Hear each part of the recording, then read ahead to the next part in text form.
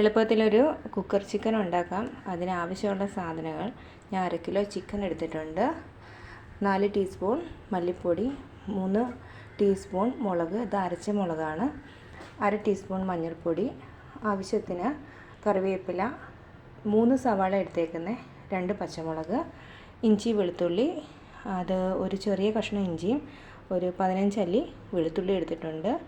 പിന്നെ ആവശ്യമുള്ളത് ഗരം മസാലയാണ്. 1 ടീസ്പൂണോളം ഗരം മസാല എടുത്തിട്ടുണ്ട്.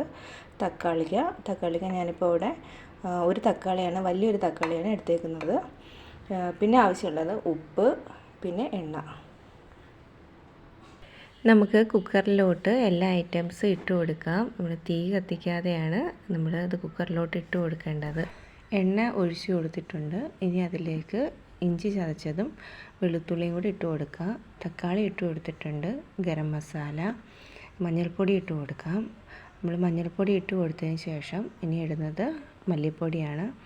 അങ്ങനെ ഓർഡറൊന്നുമില്ല, നമ്മൾ എടുത്തു വെച്ചേക്കുന്ന എല്ലാ ഐറ്റംസും ഇതിലോട്ട് പൊടിവർഗ്ഗങ്ങളെല്ലാം ഇട്ട് കൊടുക്കണം. ഇട്ട് കൊടുത്തതിന് ശേഷം നല്ലോണം മിക്സ് ചെയ്യേണ്ട ഉണ്ട്. മിക്സ് ചെയ്ത് നല്ലോണം ഇളക്കി എല്ലാ ഭാഗത്തും ചേർത്ത് കൊടുക്കണം. ഞാനീ ചേർക്കുന്നത് കാശ്മീരി ചില്ലിയാണ്.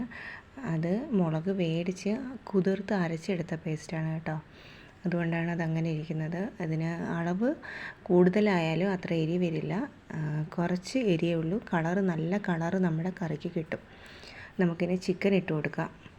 ചിക്കൻ ഇട്ട് കൊടുത്തു കഴിഞ്ഞാൽ നമ്മൾ പതുക്കെ എല്ലാ ഭാഗത്തും എത്തത്തക്ക രീതിയിൽ ഇളക്കി കൊടുക്കണം. ഓവറായിട്ട് ഇട്ട് കുത്തി ഇളക്കി കൊടുക്കരുത് കേട്ടോ. വളരെ സാവധാനം എല്ലാ ഭാഗത്തും എത്തിയും വേണം.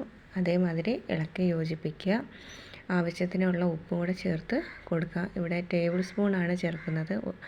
ഉപ്പ് എടുക്കുമ്പോൾ ടീസ്പൂണും ടേബിൾ സ്പൂണും കൂടെ തിരിഞ്ഞു പോകരുത്.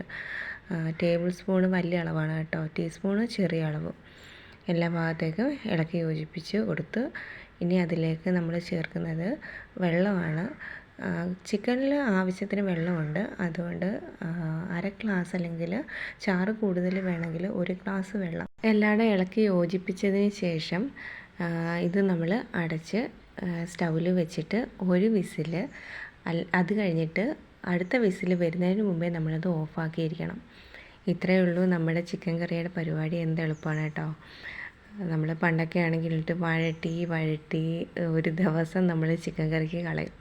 ഇപ്പം അങ്ങനെയൊന്നുമില്ല. പുതിയ കണ്ടുപിടുത്തം, രുചികരമായ വഴിയിൽ നമുക്ക് ചിക്കൻ കറി കഴിക്കുകയും ചെയ്യാം. അടച്ച് വേവിക്കാൻ വെക്കാം. നമുക്ക് ശ്രദ്ധിക്കേണ്ട, വീണ്ടും പറയാണ്, ഒരു വിസിൽ കഴിഞ്ഞ് അടുത്ത വിസിൽ അടിക്കരുത്. അതിനു മുമ്പ് നമ്മൾ ഈ ചിക്കൻ കറി ഓഫ് ചെയ്യണം. ഓഫ് ചെയ്തതിന് ശേഷം കംപ്ലീറ്റ് അതിൻ്റെ പ്രഷറും പോയിട്ടേ നമ്മളത് തുറന്നു നോക്കാവൂ. അപ്പോഴത്തേനും നല്ലോണം ചിക്കൻ വെന്ത് നല്ലോണം കുക്കായിട്ട് കിട്ടും. ഒരുപാട് തവി വെച്ച് ഇളക്കരുത്, നമ്മളത് കാടിപ്പരുവായിട്ട് പോകും. അതുകൊണ്ട് വളരെ സാവധാനം ഇട്ട് ഇളക്കിയാൽ മതി. ഇതിന് ശേഷം നമ്മളൊരു 3-4 മിനിറ്റ് സ്റ്റൗവിൽ വീണ്ടും വെച്ച് ഒന്ന് തിളപ്പിച്ചെടുക്കണം.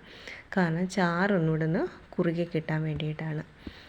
അത്രയും കൂടെ ആയിക്കഴിഞ്ഞാൽ നമുക്ക് കുറച്ച് കറിവേപ്പിലയും കൂടി ഇട്ടിട്ട് അല്ലെങ്കിൽ മല്ലിയിലയും കൂടി ഇട്ടിട്ട് വാങ്ങാവുന്നതാണ്. നിങ്ങളിത് വെച്ച് നോക്കണം. വെച്ച് നോക്കിയിട്ട് കൊള്ളാമെന്നുണ്ടെങ്കിൽ, ഞാൻ പറഞ്ഞൊക്കെ സത്യമാണെന്നുണ്ടെങ്കിൽ നിങ്ങൾ അഭിപ്രായങ്ങൾ തീർച്ചയായിട്ടും പറയണം. Okay, by.